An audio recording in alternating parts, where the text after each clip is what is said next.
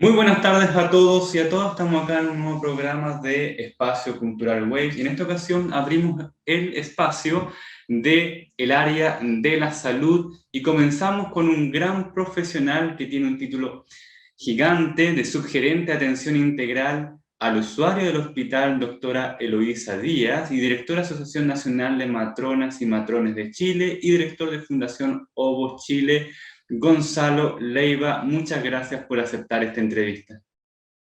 Muchas gracias a ti, Gonzalo, por la invitación. Gonzalo, comenzamos con la matronería porque es un aspecto que lo cubre bastantes mitos en las personas que no la ejercen. Pero para comenzar, ¿qué ha significado para ti la matronería? Eh, ha sido un bonito camino, porque creo que llegué a la carrera sin tener plena conciencia de todas las áreas en las que se desarrollaba. Y, y digo bonito camino porque en lo personal creo que a mí y a un grupo importante de colegas nos adelantó un poquitito a este paradigma que creo hoy día estamos viendo acá en Chile. Creo que yo soy matrona hace ya casi 15 años y Mm. poquito después de que me titulé, hubo un grupo importante que problematizamos una serie de vicios y vulneraciones de los derechos sexuales y reproductivos. Eh, y hoy día es un agrado ver esta problematización que hemos hecho como sociedad de todos estos problemas. Mm. Y en lo particular te digo que ha sido bonito el camino porque probablemente si no hubiese estudiado esta profesión hubiese llegado tarde a todas estas discusiones. No Mm. hubiese entendido el por qué estaba discutiendo todo esto. Y al contrario, pudimos adelantarnos a ciertas discusiones de ciertas vulneraciones de derechos sexuales y reproductivos como la violencia obstétrica, solo por mencionar alguna, Mm. pero la matronería ha servido para conectar con aquellas problemáticas relacionadas con la mujer, con su vida sexual y reproductiva, y me ha permitido darme cuenta de cómo estos derechos sexuales y reproductivos son habitualmente los primeros en ser vulnerados en momentos de crisis como las que atravesamos. La pandemia nos golpeó fuerte en la cara con esto, de Mm. darnos cuenta que los derechos sexuales y reproductivos eran algunos de los derechos más rápidamente olvidados por todos cuando había una, una catástrofe de esta magnitud. Gonzalo, hace 15 años comenzaste este camino y ahora, en el 2022, se está abriendo el debate en distintos aspectos sociales. ¿Cómo era la realidad sobre la información con respecto a la educación sexual hace 15 años? ¿Ha cambiado en este tiempo o todavía hay mucho, mucho por hacer? O sea, yo creo ambas cosas, creo que ha cambiado, pero era Mm. tan grande lo que había que hacer, tanto lo que quedaba por hacer, que sigue siendo mucho, las brechas siguen siendo enormes, pero creo que al menos una diferencia es que hoy día hay una masa crítica de la sociedad que entiende que ya no hay vuelta atrás. Mm. Y en lo particular creo que se ha notado harto en la discusión de la nueva constitución, el ver ciertos desdes. Mm. Eh, Hoy día uno ve temas relacionados con la violencia de género, ve temas con el acceso a ciertos derechos sexuales y reproductivos. O sea, hoy día es una realidad que tenemos una ley de interrupción voluntaria del embarazo y ese es un derecho que nadie ya va a quitarle a la Mm. mujer chilena. Eh, Así que soy optimista un poco del tiempo, sí entender lo complejo que son todos los procesos sociales igual, y Mm. que a veces van así, ¿no? Porque esta discusión siento que va, pero así como con una pendiente, pero maravillosa, y quizás es bueno igual recordar que hay ciertos procesos sociales que son no Mm. tan necesariamente lineales, sino Claro. que tienen altos y bajos. Yo creo que llevamos hartos altos y que en pocos años eh, hay muchas cosas en las que se ha avanzado mucho. Mm.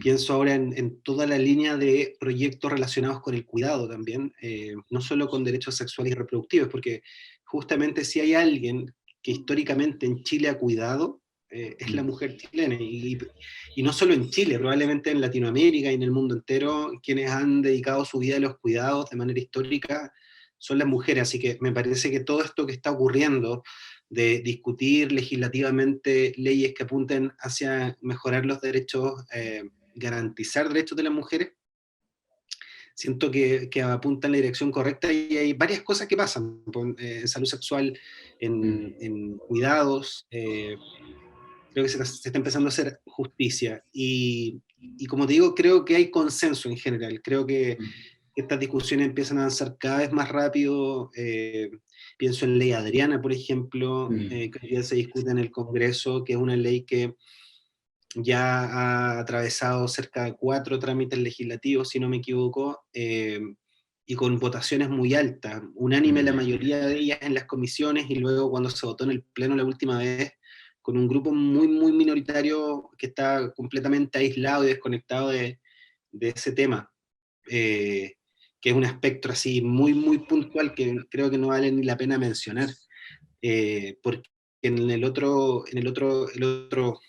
un gran porcentaje parlamentario de izquierda principalmente, pero otros de derecha, también han comprometido su apoyo a estas legislaciones, así que cosa que era impensada hace 10 o 15 años, porque cuando tú me preguntabas qué ha cambiado, primero ha cambiado que dejamos de normalizar lo que era invisible, ¿ya? Que era voy a poner el ejemplo de la violencia obstétrica en particular, pero, pero hoy día hay consenso primero en su existencia, estamos hablando de que hace 10 o 15 años se negaba la existencia, aún había dejos de discursos negacionistas en nuestro propio gremio y en otros profesionales de la salud. Situación que hoy día había en otros países. España hoy día está teniendo una discusión muy parecida en torno a la violencia obstétrica que la que nosotros tuvimos hace 3 o 5 años atrás. Pero creo que se ha corrido el velo y que se han ido corriendo los límites, y eso lo veo con muy, muy buenos ojos, porque, como te digo, una vez que se adquiere un derecho cuesta mucho que te lo quiten. Tendría que venir algo así como lo que vivimos hace 30 años, una dictadura. Es muy raro que de una forma así, en democracia, hayan derechos adquiridos que luego los quiten. Así que veo con buenos ojos lo que se viene. Veo el vaso medio lleno, intento ser optimista. Gonzalo, para aquellas personas que están introduciéndose en este tema, si podrías dar breves ejemplos sobre violencia obstétrica, en qué consiste y qué sería eso que se necesita una ley o un decreto para que esto deje de seguir como violencia. Sí, mira, la violencia obstétrica es una forma de violencia de género bien invisibilizada, pero tremendamente normalizada. Es altamente probable que todos, tú, yo y todos quienes estén revisando esto, hayamos sido de una u otra forma víctimas de violencia obstétrica. Y cuando un adulto escucha eso, abre el ojo y dice, no, imposible, si yo no conozco esa violencia, ¿cómo voy a haber sido víctima? Pero ocurre que es altamente probable cuando todos los adultos que hoy día escuchamos este programa, por ejemplo, que tenemos en general, me imagino, todos más de 18, 20 años, es muy probable que cuando nacimos no hayamos quedado, por ejemplo, en contacto piel con nuestra madre, lo que es una necesidad humana básica. Se sabe de esto desde fines de la década del 50, estamos hablando que la OMS encargó estudios para entender la importancia del periodo sensitivo o los minutos posteriores al parto a fines de la década del 50, o sea, estamos hablando de estudios bien, bien antiguos, y que terminaron con recomendaciones básicamente de lo que había que hacer. Y han pasado 60, 70 años de esas recomendaciones, y aún todavía uno encuentra equipos de salud o gestores en salud que, que en verdad gestionan el statu quo más bien, y no han logrado incorporar las nuevas recomendaciones, porque hay que comentar que es de fines de la década del 50, pero pasa, ponte tú, con las recomendaciones relacionadas al parto, las recomendaciones que son de Fortaleza del año 85, que también ya han pasado más de 30 años, y acá muchas veces cuando se habla del tema se sigue hablando de nuevas tendencias, nuevas modas, muchas veces cuando los medios de comunicación informan sobre esto lo hacen desde la novedad, y en verdad que no es ninguna novedad, no, en estos temas hay consenso hace harto rato, y lo único que ha pasado, creo yo, en los últimos 10 o 15 años, es que las publicaciones que antes eran basadas en evidencia, hoy día están basadas en evidencia, pero la gran gracia que hoy día tienen también muchos artículos es que tienen un enfoque de derechos humanos también. Y esto dice relación con que la propia Organización Mundial de la Salud ha incorporado el enfoque de derechos humanos de manera muy reciente en las últimas 2 décadas. Entonces, es razonable que a generaciones que trabajan hace 30 años o más, o 20 o más años en una institución, todo esto le resulte medio extraño, Mm. pero sí, siempre lo he hecho así. Sí, pero es que hace 20 años no hablábamos con enfoque derecho y hoy día estamos hablando con enfoque derecho, entonces esto debiera obligadamente ser una invitación a revisar lo que estamos nosotros haciendo en salud, porque ahora estamos hablando de la violencia obstétrica, pero la Claro. violencia obstétrica es un síntoma de una enfermedad mayor, y esa enfermedad mayor es la deshumanización de la atención en salud, que tiene una particularidad en salud sexual y reproductiva, en particular en la salud reproductiva, porque estamos hablando de una etapa donde además la persona que va al hospital, la usuaria de la institución, no está enferma. Una persona que llega con apendicitis y que probablemente tampoco va a recibir el mejor de los tratos y que probablemente también va a reclamar y va a pedir una atención de salud más humanizada, al menos está enfermo. Pero las mujeres que van gestando al parto ni siquiera están enfermas, entonces hay una diferencia y eso redunda en que los equipos tomen decisiones relacionadas con el cuerpo de la mujer sin consultarle. Y por eso que la definición de la ley de Venezuela es muy buena, que define la violencia obstétrica como la apropiación del cuerpo de la mujer por terceros. Y que tiene como consecuencia un trato jerárquico, un trato deshumanizador, un trato tipo industria. Y acá nosotros los vemos en las grandes maternidades que aún tienen salas comunes, que las 3 mujeres que están en camas contiguas, a pesar de que tengan diagnósticos completamente distintos, el equipo pasa a visita y a las 3 mujeres les deja exactamente la misma indicación. Lo que sigue una lógica absolutamente contraria a lo que proponen los cuidados personalizados, que lo que buscan es que cada mujer, de acuerdo a sus necesidades, a su diagnóstico, a sus deseos, a sus expectativas, a sus preferencias, reciba los cuidados. Hoy día no. Es como triple pack para todo. Y cuando hablo del triple pack, es como la indicación estándar. Romper membrana, oxitocina peridural, al lado, romper membrana, oxitocina peridural. Las mujeres completan sus horas de trabajo de parto sin que nadie les haya preguntado qué esperabas para el día de hoy, cómo imaginaban los cuidados que íbamos a ofrecerte el día de hoy. Y esa es la enfermedad mayor, creo, pues, que es la deshumanización de la atención en salud. Así que hay un desafío gigantesco. Y creo que la violencia obstétrica en este tema está siendo como punta de lanza igual dentro de las instituciones, porque este es un tema que hoy día se está hablando mucho en las instituciones, no necesariamente con mucho agrado, ¿ya? Pero en el fondo ya se observó una necesidad. En el fondo ya hay, imagínate que eh, se está legislando un poco el sentido común. Alguien podría decir, ¿por qué se necesita una ley adriana? Porque, respondo a propósito a tu pregunta, ¿no? Hoy día no se requiere de una ley adriana para que una mujer reclame si los cuidados que está recibiendo considera no fueron los más adecuados. O sea, ella puede colocar una reclamación sin ley adriana igualmente. Pero igual seguimos discutiendo la ley adriana porque entendemos que apunta a un tema más bien cultural. Entendemos que la ley no es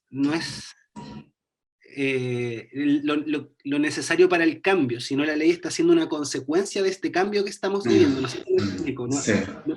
No es como que acá el huevo o la gallina, ¿cachai? Acá, ¿qué es primero, la violencia obstétrica o la ley? ¿O qué necesitamos primero, la ley antes de cambiar las cosas? Yo creo que podemos caminar y masticar chicle, yo creo que podemos seguir problematizando esto tal como lo hemos hecho hasta ahora y seguir empujando una ley, entendiendo que la ley, si se aprueba mañana, pasado mañana, las cosas no van a haber cambiado porque se aprobó la ley. Porque el tema es bien complejo de abordar, requiere, entre otras cosas, porque también muchos concentran la discusión en la falta de recursos. Ay, pero es que la ley no compromete recursos. Ah, pero es que oye, las clínicas privadas sobra la plata, y las clínicas privadas tienen un 70% de cesáreas, entonces no se trata solo de un tema de recursos. En las clínicas privadas hay una matrona y un médico por cada mujer en trabajo de parto, y aún así el 70, casi 80% de las mujeres tienen el parto en posición de litotomía. Entonces, que es la posición menos adecuada, que es con la mujer con las piernas colgando mirando hacia el techo.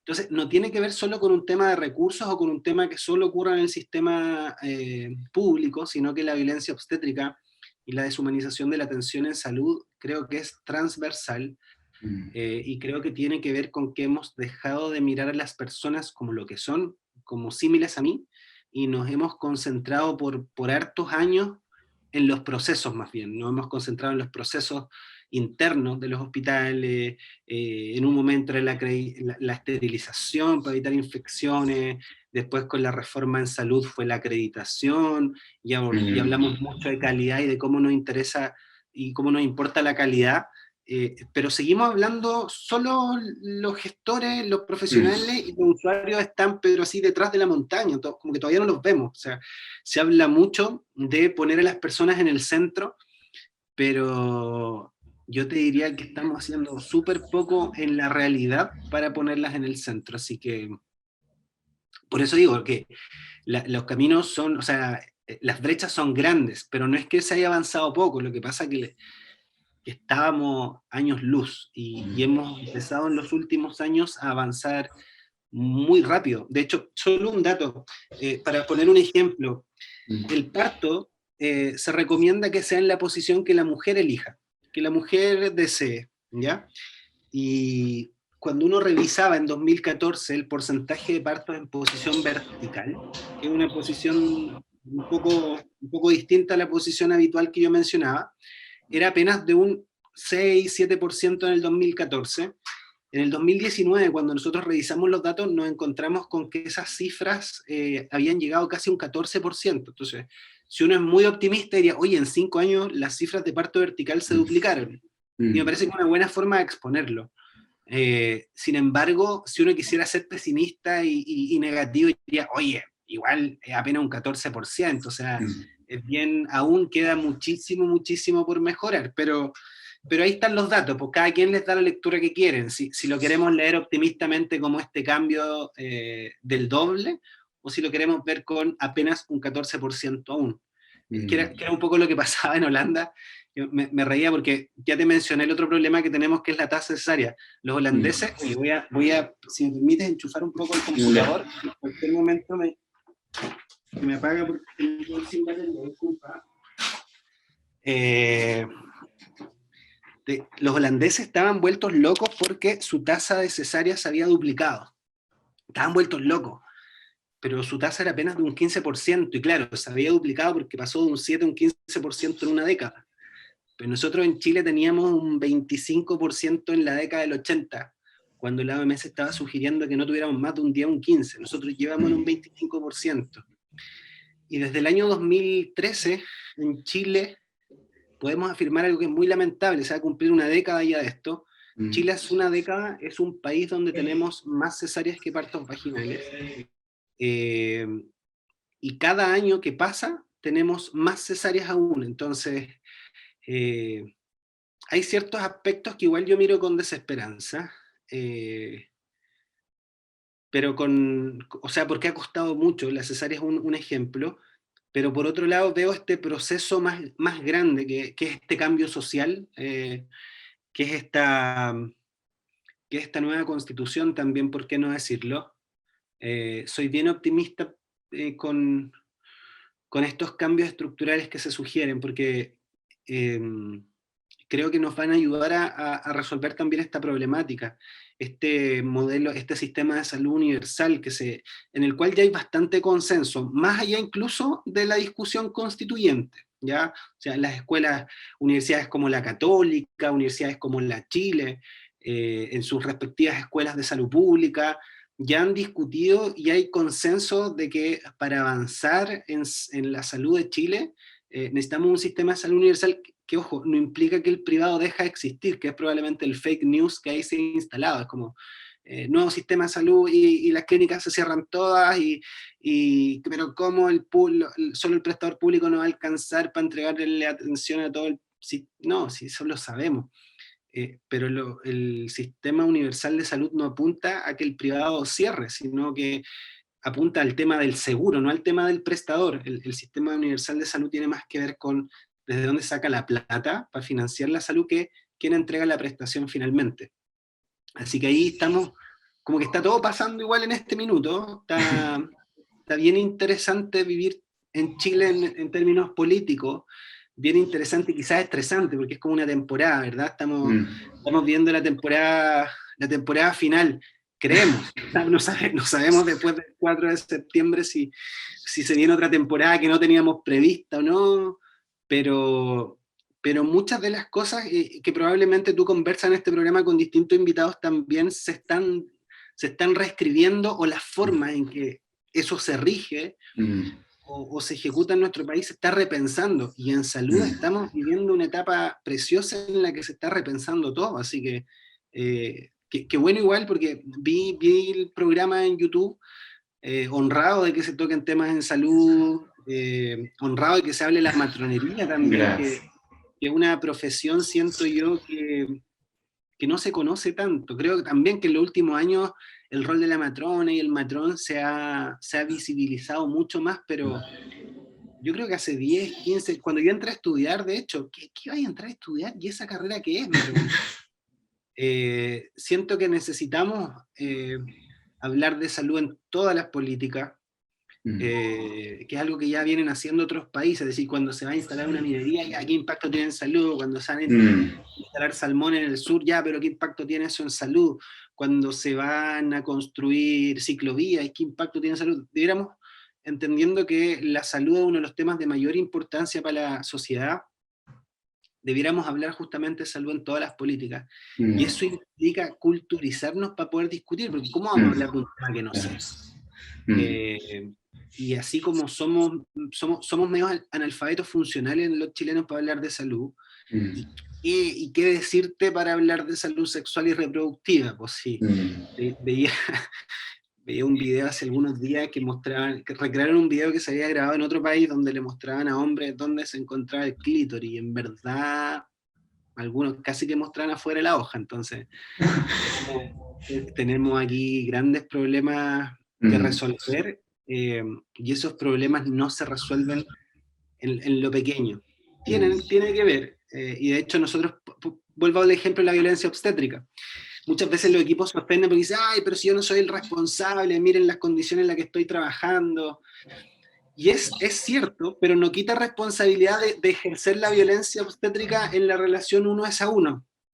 Pero es cierto que la violencia obstétrica tiene múltiples dimensiones, y esa dimensión donde yo como matrona o matrón violento a una mujer, maltratándola verbalmente o haciendo procedimientos que no se justifican,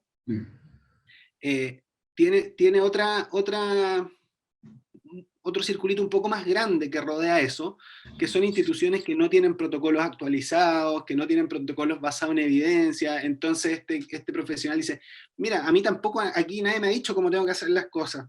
Y es bien increíble comprobar que efectivamente hay un montón de instituciones donde los protocolos o no existen, o simplemente no están actualizados, y son de hace 10, 15, 20 años, y no han incorporado toda esta evidencia que yo te comentaba que en la última década ha venido solo a reforzar lo que ya la OMS había dicho en el año 1985.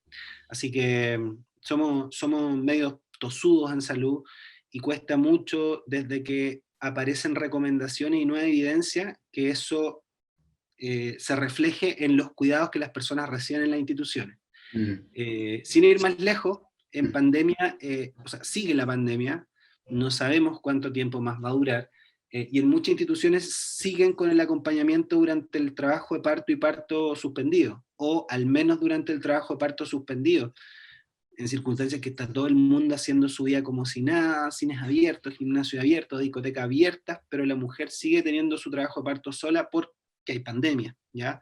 Y los equipos dentro del hospital en los estares sin mascarilla, y una serie de conductas que,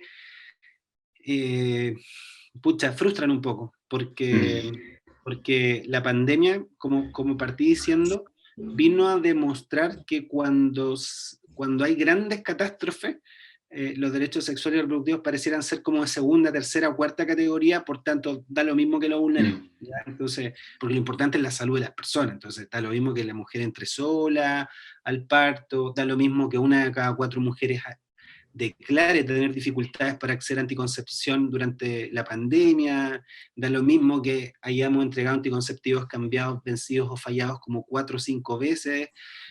Pareciera ser que todos esos problemas son menores al lado de otros grandes problemas, pero para quienes viven eso, se les va la vida muchas veces. O sea, imagínate lo que es haber recibido un anticonceptivo vencido o fallado y haber quedado embarazada producto de eso.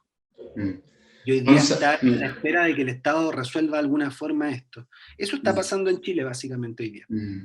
Gonzalo, me queda como reflexión de todo lo que tú has comentado, que parece que la ley es más reaccionaria y no prevé las problemáticas, sino que viene después, ya se está hablado, ya se ha conversado, ya mucho tiempo debatido el tema hasta que aparece la ley.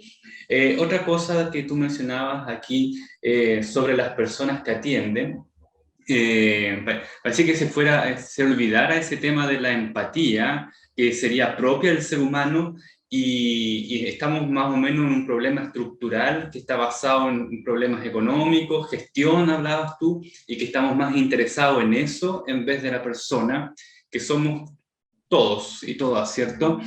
Mencionaste también sobre la cesárea. No todos y todas tenemos información sobre las problemáticas de la cesárea. Yo te he estado escuchando en estas exposiciones que has tenido y has mencionado sobre la cantidad de cesáreas que tiene Chile en comparación con el parto normal. Para aquellas mujeres que lleguen a ver este video y estén en ese proceso y no tiene conocimiento, hay muy poco conocimiento sobre esto. ¿Cuáles son los problemas reales que tiene la cesárea en comparación con el parto normal? Sí. O sea, la cesárea respecto del parto normal, yo te diría que tiene muy pocas cosas a favor, ¿ya?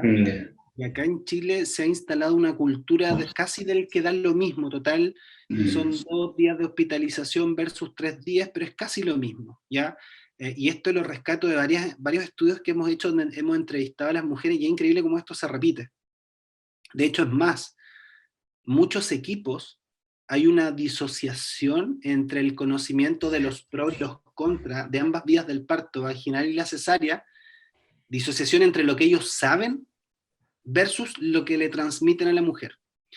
Y esto lo comento porque cuando nosotros le hacíamos la pregunta, ya, ustedes conocen a las matronas y a los médicos, esto fue en un FONIS que hicimos entre el 2014 y el 2018, un Fondo Nacional de Investigación en Salud. Y cuando nosotros le preguntamos a los equipos si conocían los pros y los contras de la cesárea y el parto vaginal, ellos nos decían que sí, y cuando les pedíamos a ver, enumérenlo, efectivamente ellos lograban identificar una serie de contras respecto a la cesárea y algunos pro en favor de la cesárea. Al revés, en el parto vaginal encontraban un montón de pro y poquitos contra, pero eso no es lo que le transmiten a la mujer. Y la mujer chilena hoy día efectivamente se queda con la idea de que pareciera ser que da lo mismo la vida, pareciera ser que me toca decir a mí, como mujer, con esta información que me entregó mi equipo, que la mujer cree que es total, pero está súper parcializada y sesgada. Y en verdad, hoy día una cesárea en un país como Chile sigue representando 3 veces más riesgo de morir, sigue representando una 2, 3 o hasta 4 veces más riesgo de morbilidad severa, o sea, estoy hablando de 3 veces más riesgo de morir, 3, 4 veces más riesgo de morbilidad severa, y eso en términos inmediatos, pero lo más relevante que venimos sabiendo en los últimos años es que en el mediano plazo la cesárea igual se asocia a mayores enfermedades asociadas al sistema inmune durante la primera infancia y la adolescencia. Hoy día hay grandes estudios que principalmente, hay 2 grandes estudios que yo mencionaría, que son estudios con grandes poblaciones de Dinamarca, que vienen tomando registros desde la década del 70, y que asocian, existe una correlación más que causalidad. Es bien importante cuando hablamos de estudios siempre recordar que correlación no es sinónimo de causalidad. pero se ha observado que en quienes han nacido por cesárea hay más riesgo de enfermedades asociadas al sistema inmune durante la primera infancia. Hablo Mm, de asma, hablo de enfermedades del tejido conectivo, hablo de enfermedad inflamatoria digestiva, inclusive de leucemia. mm, Eh, y lo último que yo te diría que la mujer que está hoy día gestando y que está yendo al médico, yo le pediría que converse con el médico respecto de qué consecuencia va a tener para una futura gestación. Es cierto que hoy día nuestra tasa de fecundidad está bajísima, o sea, nuestra tasa de fecundidad es otra cosa que nos debiera preocupar, ¿ya? Tenemos una tasa de fecundidad de 1,3 hijos por cada mujer en edad reproductiva para llegar a una cifra de país, para tener el recambio poblacional y no tener un perfil epidemiológico envejecido, necesitamos 2,1. mm, 2,1 hijos por mujer en edad reproductiva, y hoy día estamos en 1,3, o sea, estamos un tercio de camino de lograr la cifra que necesitamos. mm, Entonces, es cierto que con la tasa de fecundidad actual, muchas mujeres van a gestar una sola vez, y ahí uno podría decir fríamente, sí, sabéis que para la gestación futura da lo mismo la cesárea porque no va a tener más hijos. Eh, Porque ocurre que cuando una mujer tiene una cesárea, en su cesárea siguiente va a ser catalogada por todo el equipo de salud como una usuaria de alto riesgo.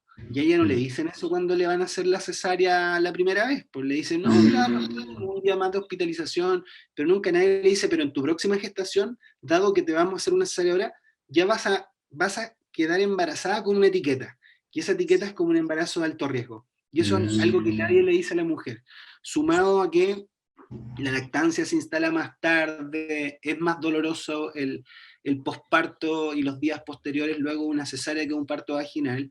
Y el principal temor relacionado con el parto vaginal creo yo también que es importante como desmitificarlo, y lo hago con harta precaución, porque lo digo sabiendo que soy hombre, que nunca he tenido contracción y que nunca voy a vivir contracciones, pero el trabajo de parto duele, o sea, porque hay contracción y las contracciones biológicamente duelen, pero desde hace ya más de una década que también el manejo del dolor durante el trabajo de parto es una garantía, es decir, en cualquier hospital público las mujeres tienen el derecho a pedir ya sea medidas para el dolor farmacológicas como medidas para el dolor no farmacológicas. Así que esta idea de que si no tengo cesárea voy a estar viviendo contracciones y con dolor porque no van a hacer nada, eso también hay que desmitificarlo, porque hace más de 10 años que Chile, a diferencia, yo no conozco otro país en el mundo que tenga garantizada la analgesia o la anestesia en el parto. Y en Chile esto viene ocurriendo, como te digo, desde que partió el GES, ¿ya? Así que es un tema resuelto eso, lo del dolor en el trabajo de parto,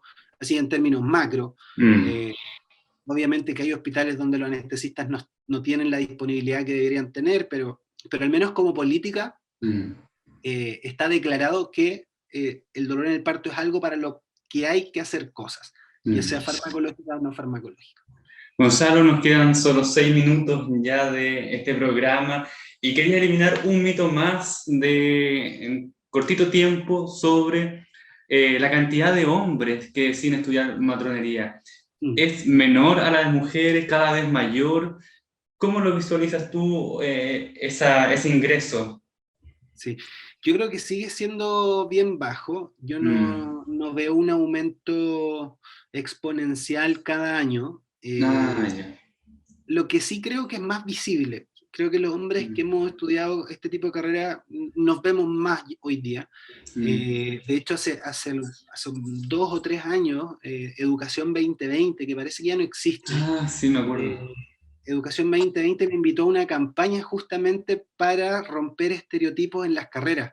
Y me acuerdo que Mm, mostraban a un hombre que había estudiado párvulo, a una mujer que había estudiado ingeniería, me mm, mostraban a mí que había estudiado obstetricia, eh, pero pareciera ser que no cambia mucho. De hecho, solo por ser hombre y ser matrón, hace algunos mm. años me entrevistaron de la BBC y básicamente estudié una Bueno, carrera que me gustaba, no hice nada más especial para que me entrevistaran en el fondo en aquella mira. oportunidad. Y era solo porque estaba estudiando una carrera del cuidado, y creo que ahí es el punto, creo que es el punto Mm, central. Yo creo que las carreras de cuidado siguen están altamente feminizadas aún. mm. Creo que los hombres en general no miramos hacia carreras de cuidado, o miramos en muy poca proporción las carreras de cuidado, y es porque bueno, un poco con estos cambios culturales que estamos viviendo. Creo que estamos viviendo un momento bien interesante respecto de cómo se habla de cuidar y de los cuidados, y de cómo está pasando de ser algo propiamente femenino a ser algo humano simplemente, independiente del género, el sexo. Eh, Creo que está interesante este momento histórico que estamos viendo. Y lo vemos ahora también con todas las campañas asociadas a la paternidad. O sea, las paternidades que hoy día los hombres podemos ejercer o podemos llegar a ejercer y que la sociedad promueve que ejerzamos son muy distintas de las paternidades que probablemente, valga la redundancia, se promovía que ejercieran nuestros padres. O sea, nuestros padres eran el hombre del hogar, llegaba a la casa y se sentaba, y veíamos comerciales, ¿verdad?, en la tele cuando éramos chiquitos de que el hombre llegaba y de verdad le servían. O sea, te saco la sal, te saco la sal. Claro. Esos eran comerciales que marcaron a nuestras generaciones y que mostraban todos estos estereotipos de género que hoy día estamos tratando de erradicar.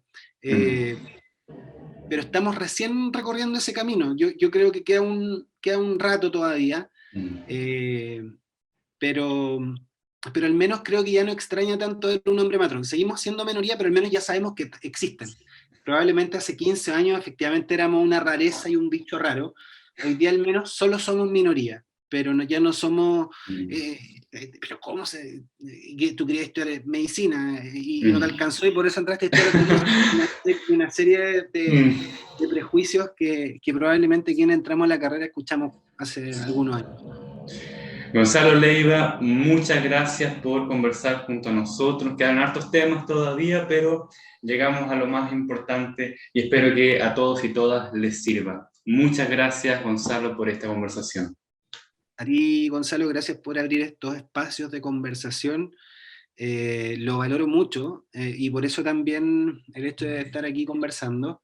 Y, y qué bueno también que estas conversaciones ocurran entre dos hombres. Es algo que también valoro harto, que estemos hablando de cuidados, que estemos hablando de salud sexual y reproductiva, que estemos hablando de todos estos cambios de paradigma entre dos hombres. Así que agradecido a ti por la invitación.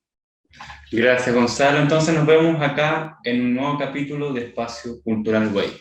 Muy buenas noches a todos y a todas.